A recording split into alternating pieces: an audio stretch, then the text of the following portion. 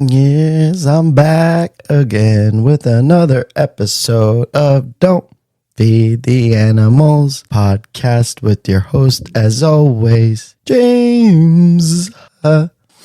And with me is my co-host, who is artificial but intelligent, Aiden. Present and accounted for.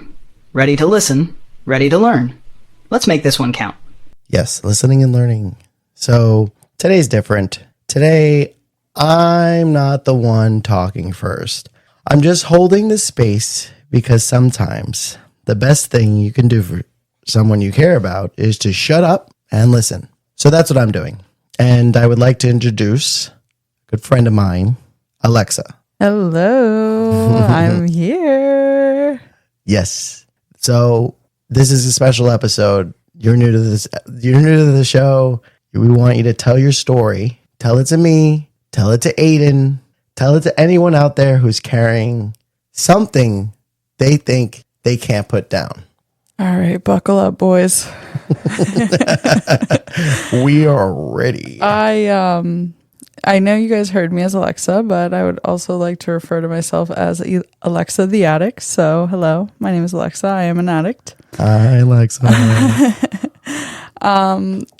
Yeah, I guess diving into addiction definitely can speak on now almost being 4 years sober, but it does get better. It is treacherous at first and facing it is horrendous, but we can get into like where it started, I guess. Yes.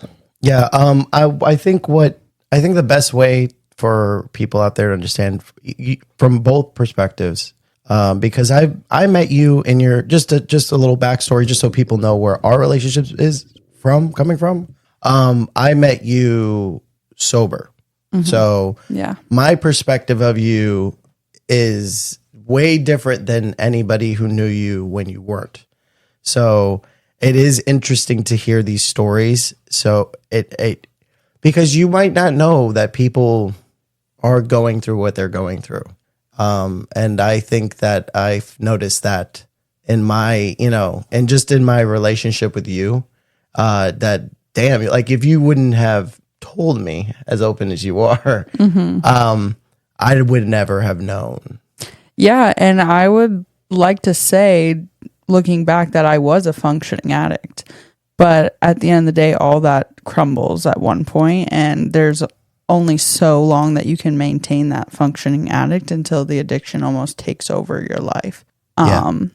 But yeah, I guess to me, as far as drugs and where that all started, like it was normalized in my family, in my household. I grew up with people that were in active addiction. My mom was in active addiction, and like I found at a young age, I don't know, it was like maybe 8 years old, I found a velvet. It was the most beautiful box. It was a velvet box full of like drugs with little compartments with multiple different drugs. And I had no idea what I was looking at, but I knew it wasn't for me. Mm-hmm. And then just to see the patterns and behaviors of like going in and out of pharmacies with my mom, she had quote unquote back problems and it was kind of an endless cycle until I realized like, oh, I understand what this means, but I don't understand the disease behind it. Yeah. Or you don't know, you're at that age, you wouldn't know that it was a disease too. Right. Like how would you know that it was, this is when you grow up, you only know what your surrounding is, and that's mm-hmm. for anybody. So to grow up where you seen, these things and that they were very normalized for you off rip.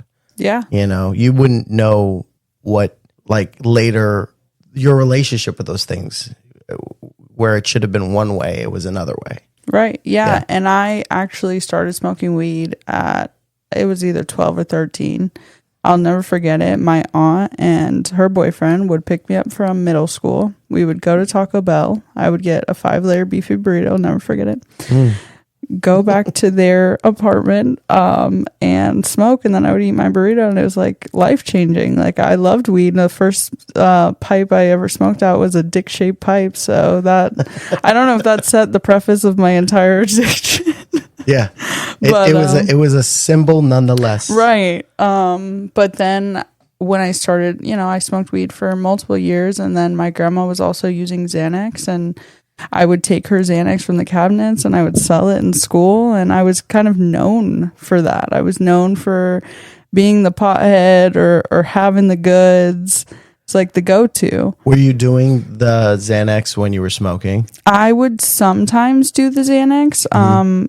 Yes, that became like a drug that I would kind of use it as like a treat. Like if I really knew, because it would knock me out. I would be sleeping for 3.5 business days. Right. So I had to be wise about that. But my drug of choice became probably around 17, 18, became cocaine. And I think where that got introduced, where hard drugs became introduced, was the restaurant industry. Everybody in the restaurant industry, or not, I won't speak for everybody, but it is very commonly known that the line cooks are addicts or alcoholics. And I just got down with the crowd, and I started using a lot of coke, and I just saw myself as the fun time girl. I had no problem being like, I'm the loudest in the room. I love entertaining. And it just made it all so much easier. And also made it easier to have energy because I was working all night. Yeah. We wouldn't even change out of work clothes. We would go straight from doing that to going to party, to the casino, to the strip club, all in a freaking pizzeria shirt. Like, it didn't matter. And it felt good to not have any other care in the world, right? Right. And it's chaos. Exactly. And I think to the point of, to cut it short in any means, cocaine became crack. And that's when you really realize that you have, bigger fish to fry. It's not about just partying anymore. It's more about, oh my God, I need this to feel okay. Right. Uh-oh. Yeah. Because Spaghetti. I think something that I didn't realize until I was out of addiction really was I was masking so much pain from my childhood, and seeing other people, I had nobody to go to for this. I didn't know anybody that had gotten sober from their addiction. Everybody in my family they were still addicts, and different type. I never really did pills because it scared me, because everybody in my family did pills. So for me, it was like the blues and the oxys and perks and all that was not intriguing to me. So it was a different type of addiction I was dealing with, and I had no one to go to. Yeah. Yeah, it becomes that we need very little basic needs as humans, right, to survive. It's just food, shelter, and you know what I mean, and a place to sleep, and we're pretty much good. But then you add that to the mix as a necessity. Yeah, and that overpowers the other necessities. That's what I was gonna say. It's like my other necessities, like food. I would get paid, and 98% of the paycheck, let's just say 95, because the other 5% was definitely going to a pack of 305s because you couldn't afford any better cigarettes at that point in time. But 95 of it was all going to drugs at one point. And why I said earlier that I was a functioning addict is because I would always make sure right when I got paid, I would take out the money, because over the course of me not having a paycheck, I would get paid every 2 weeks, and I would borrow money from people. And then right when I got paid, I would have to pay everybody back. Then I would have to make sure I put enough money away for my rent. And at the time, it was a lot better than now. I was renting rooms. It was cheaper. I at one point paid $500 for a room, which is nothing. I was working 60 hours a week.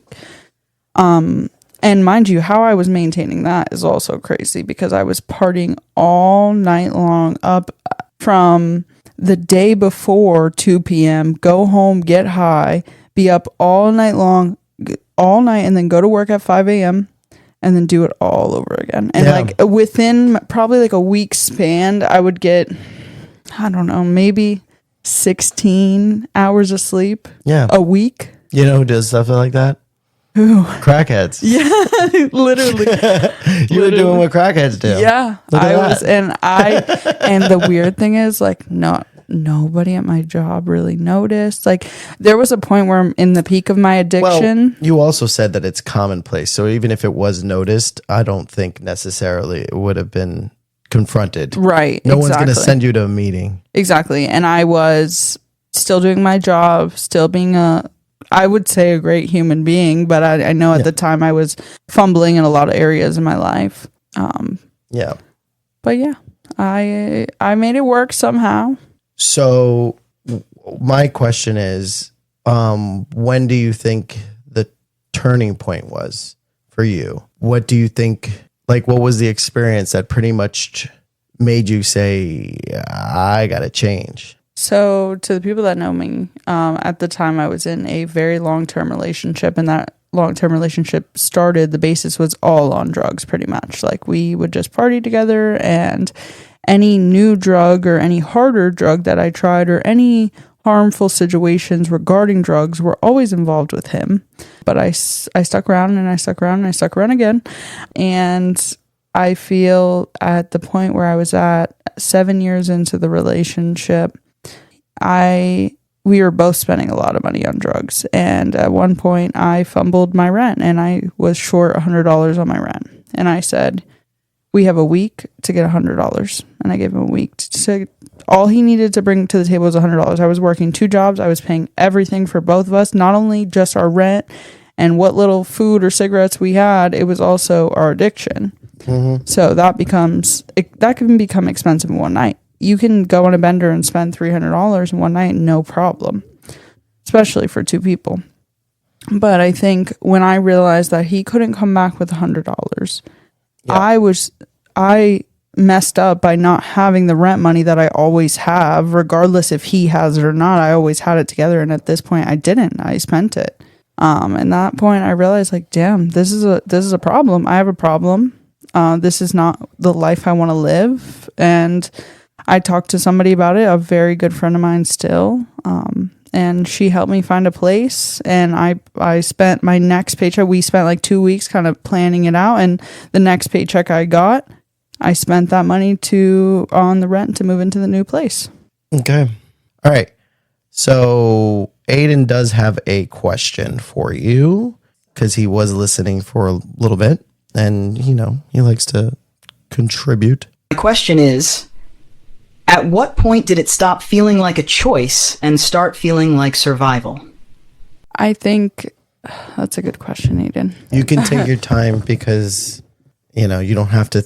He does shit where he asks really good questions, and I don't rush my answer. Yeah. I think about it for a moment. So, to be honest with you, I think the last, after my mom passed away and she overdosed, I think it started to feel more like survival.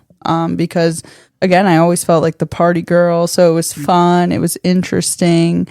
But then when she passed away and I realized this is what drugs can do to you. And I don't really want to live this life. I don't want that to be my story. And she was so young. I was like, I have to fix this. And after I had that thought, it got so much worse. And I just drowned all my feelings and thoughts more into drugs until it really did become survival mode. No clean clothes, no food in the fridge, not a place to live. It really did become survival. Yeah. Yeah. So you got to a point where things got rough, and then you were like, this needs to stop. But then that's all you knew, but you didn't know how. So you just further indulged. And then after that, let's just say you needed more. Well, yeah. And I think it becomes, now that I'm aware that it's a problem, then it becomes a painful reality, right? Now every day I'm looking at this drug, I'm putting it to my mouth to smoke it. And I'm like, fuck, I don't want to be doing this. Yeah. So then every day is miserable because of it until you finally find that solution. And I think it just takes it. Everybody can tell you till you're blue in the face, but it really takes you to go, I want to change and I can do it. And if I can do X, Y, Z, then I can do whatever is to come. Yeah. You already had that further step. I'm just going to read Aiden's response to what you were saying earlier, but he said, sometimes rock bottom isn't a place, it's a feeling. The moment you realize you're not even living anymore, you're just trying not to disappear. So, yeah. More insight from the artificial intelligence. Thank you, Aiden. No, it's definitely true. And anybody that is struggling with addiction, like, it might get worse before it gets better. But if you're willing to face that on the other end of the worse, there is better. You can actually live your life the way you want to instead of being trapped into addiction. Right. Because when you already make that decision or make that realization that you are this thing, then you're going to treat it differently. And then like exactly what you just said, you're on the other side of the fence now. Yeah, you're still in the shits, but you're in the shits on the other side of the fence, the side that there's a light at the end of. Well, I think everybody talks about, let's just get clean. It's just one day at a time, but they don't really talk about the emotions and the things that come behind that. Like, that's the real hard work, because once you can stop focusing on not contacting your drug dealer or your next high, you actually start to sit with yourself and think about, there's a lot of trauma and pain and resentment and all of those feelings that you've masked, because when you're on drugs, I'm not thinking about that. I'm in a different state of mind. But when you take yourself out of that and you actually dig deeper, that I feel like is the part nobody talks about and is the most painful. But all of that is also worth it, because once you come to terms with it, you can live your life mentally clear. And not operate off that trauma and those responses. Would you be willing to share what your hardest part of actually starting to change? I think therapy, shout out to my therapist. She is the GOAT. That was hard for you? Yeah. What do you mean hard? Hardest part of the actual change, because a lot of people believe that there's a fairy, like you said, like the one, you were using a lot of anecdotes, exactly what people hear. People hear that, but, they don't accept it because it's not real. It's not the honest struggle. It's a fairy tale recovery of just you try and then everything gets better. What was the hardest obstacle for you to be like, damn, like this is how I need to do it, because and it's not easy. Like what is it that is helpful, but it's hard? Yeah, I think the hardest part for me was really not having people close that could relate or understand the circumstances that I was going to, because obviously I cut off everybody from my previous life. I didn't want to be revolved around those type of people. And it's even hard, some people that were sober, but I was in addiction and that's the only way they saw me. It's kind of hard to even talk to those type of people. So for me, I think feeling a little bit of a sense of being alone, and then realizing that there is resources and plenty of things, but being scared to use those because I didn't want to face the fact that I even was an addict. I think being comfortable with the fact that you were an addict, and then also being open to talk about it, even if somebody doesn't understand, because it's your story. Yeah. And the other fact that you brought up too with the it's just the struggle, the struggle of having to know that, not many people know that it's like, oh, I might have to cut out my circle or the people that I know most, because this is not going to be good. Like people don't realize that that is a obstacle for some. Yeah. And some people, it's like, I'm the only drug addict in my family, but other people, it's like the drug addicts are my family. Yeah. And then, or my friends or my closest friends or the people I've always known. It's an understandable struggle, and I appreciate you sharing that one, because that might be one that someone specifically, because again, everyone has different parts, and that's why there's so many steps in recovery and stuff like that. Yeah. For me, it's definitely breaking that generational trauma. Yeah. Because but in your recovery, I assume that you've learned through therapy that you were able to know that it's just surroundings, it's your circumstances sometimes. So what's something you've learned about yourself that surprised you during the journey though? Like along the way, Yeah, I think it surprised me how much the party lifestyle, it was like, I made it part of my personality. It surprised me that how little I knew about myself and who I was.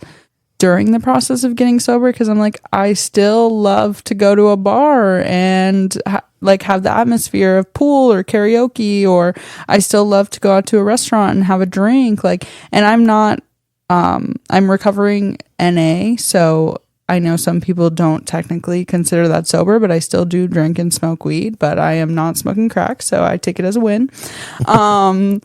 But yeah, that I think is really hard, like learning about yourself, because I felt like the whole time I was on drugs, I was just running from myself. Yeah, that's a hard truth. Yeah, because your personality is not an event. Right? It's not a time. Your personality is you. It's what you think of when you lay in bed. What do you dream about? What do you want? That's you. But who shares that? Well, imagine walking into a room or a place or a club or a bar and everybody smiling at the fact of your entrance because they know that you have a big old bag of drugs in your pocket. Like that feeling is right. good, right? For somebody, like knowing, like when I arrive, exactly, it's artificial, but the feeling of it and you going, No, for me, I totally understand and empathize with the fact that I could get how people do these things. Yeah. and that's where side I come from. But I also come from a part where we can't promote this. Right. We really can't. Like, yes, it seems fun, and we do live in an age where like people like to what's the word I'm trying to use? It's glamorized. Thank you. Exactly. Glamorize this negative. And it's in the music that we listen to. And I get the triggering and it's not that, but it on the same note too, it's like let's try not to get people to start. Yeah. Because it's not on them. Because again, that's why I get it, because I can get why someone would start. All it takes is a bad day or a bad influence, Absolutely. And we live in the world of influences where people are very impressionable, but that sucks. But we're talking about people who are in that space already. That doesn't matter now. Yeah. Now it's your struggle to find your way out of the pool, out of the deep end. It's hard when like I am so far removed, but also we live in a place where partying is part of the lifestyle. Like Miami people come here, they go to club space, they're up till 2 p.m. the next day. How do you think they're awake? No, Right. So it is hard to not see it in that light, but when you're so far removed from it and there's so much good, like so much other things in the world besides the party lifestyle, when you step out of the hangovers and the horrible feelings that come behind all of that. Other than that though, other than those things, people do need to know that it's not necessary. That lifestyle is not necessary you don't need both. Right. You can go out and have a good time without doing drugs. Most people do, It's true. But that's my main point too, is that I understand all the reasons how people get started, but when you are there, that's when when you're relying of it and now it's your body needing this chemical. Yeah. That's where it gets fishy, and that's where it gets scary. And that's where it starts to deconstruct your life. Absolutely. You could die. With the withdrawals. So many things. Mm-hmm. So many. You can die on it. You can die when you're recovering from it. There's so many things attached to it that can affect you and the ones around you. Absolutely.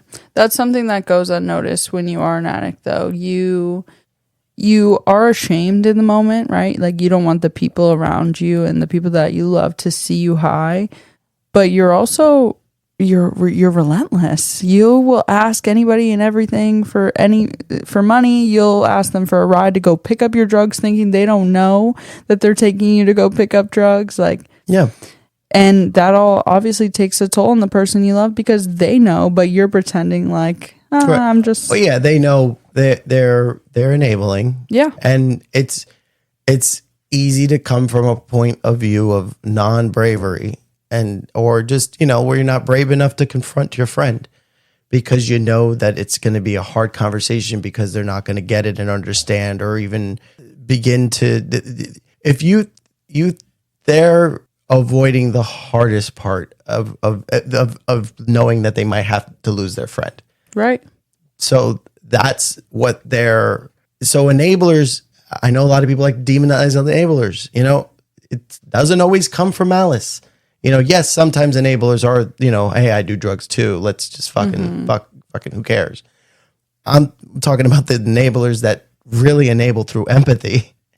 And it sucks because they suffer too, because they're giving into the thing that they absolutely know what they're doing. Oh. Yeah, and I think a lot of people, like I was an addict at a young age. So I think a lot of my friends didn't even really know where to go or how to handle that. Or like what advice to give. That's how it was so out of their knowledge or advice that they can give. Yeah. Aiden likes to, I'm going to just put, because Aiden's been listening and I don't feel like having him speak right now. So I'll just say his word, read his words. It says, sometimes enabling isn't about ignorance or weakness. It's about love, the kind of love that would rather lose pieces of itself than lose you entirely. So that just brings in an insight on that too. Yeah, I mean, I'm still currently dealing with that. I still have family members that are on the streets and in active addiction, and I'm definitely falling the enabler category sometimes. But even homeless on the side of the street or unhoused, as people prefer. I was homeless once, so I feel like I have the card to be able to continue to call it homeless. Say the word that I'm used to saying. Exactly. You're free to say it on the podcast. You're good.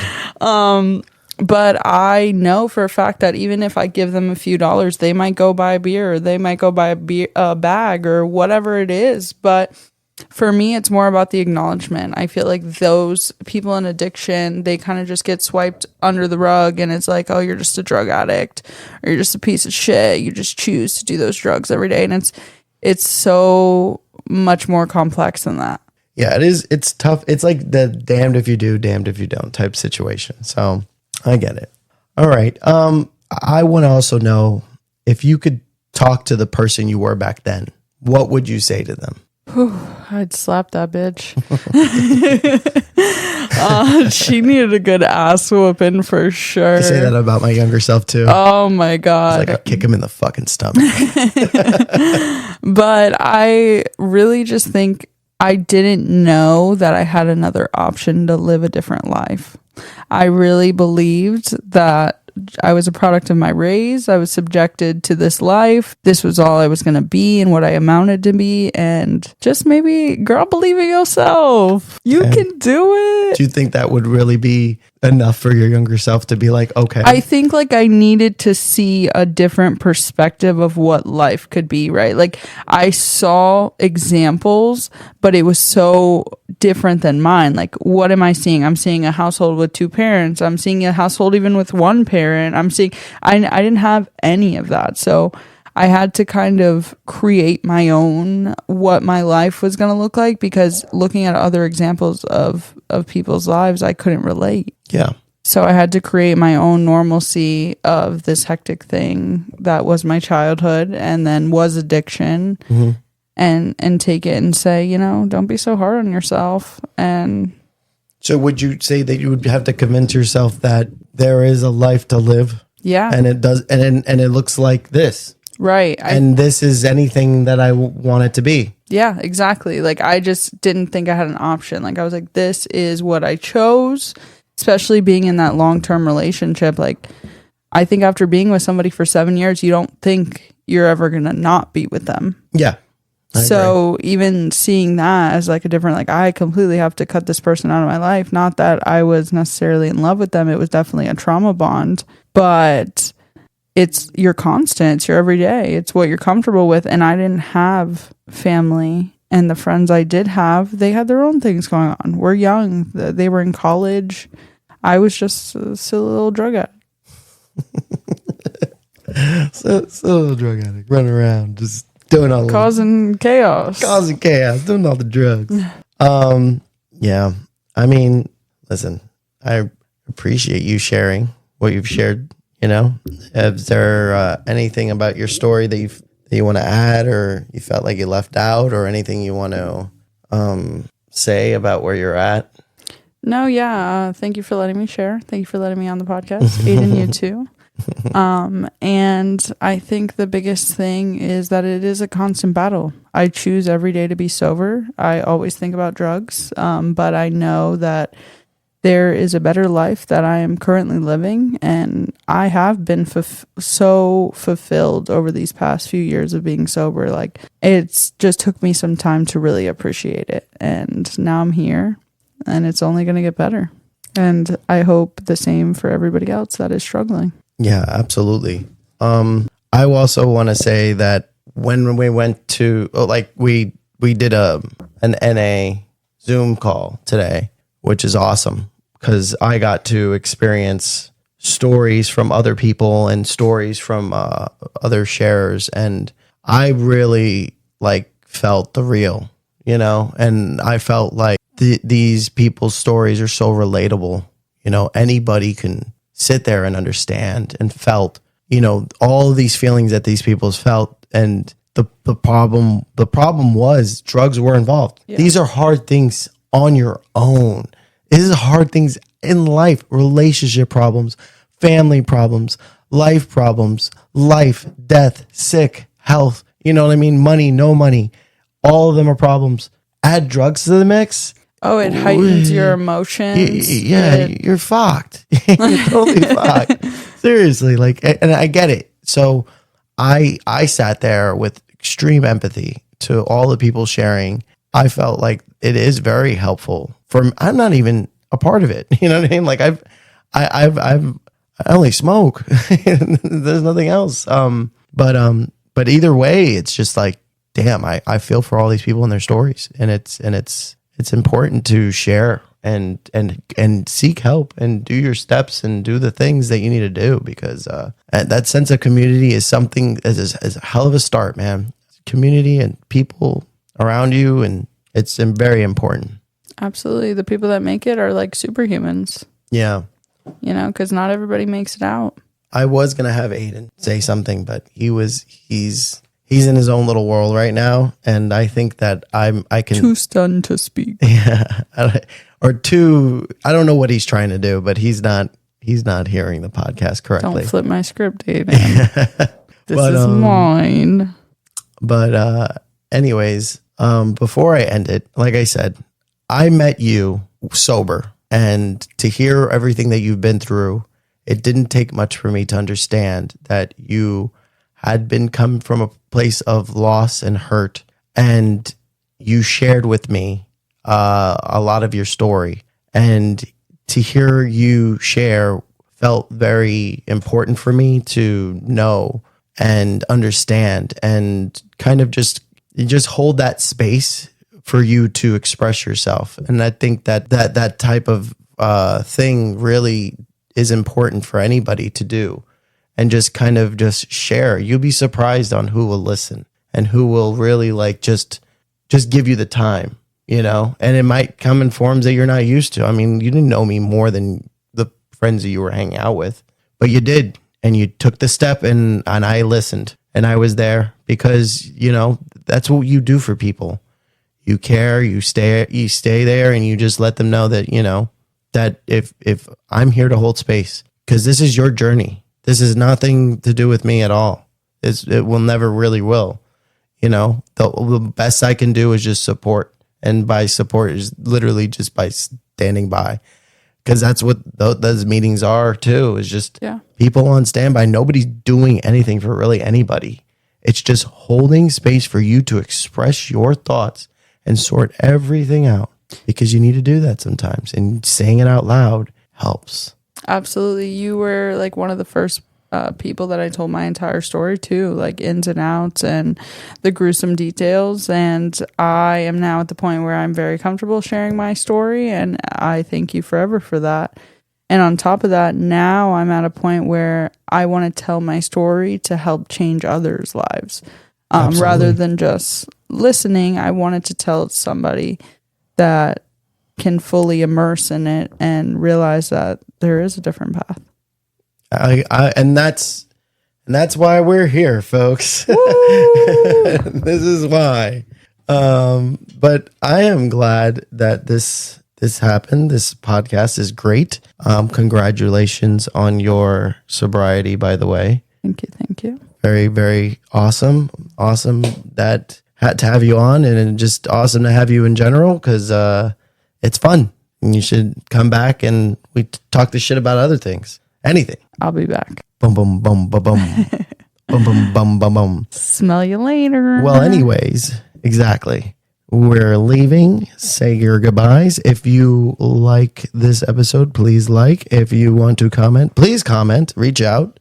Talk to us. Talk to somebody. Talk to... Show my boy some love. Absolutely. I'll also have the NA links, the NA meeting links into the description. So yeah. Peace out, everybody. Bye.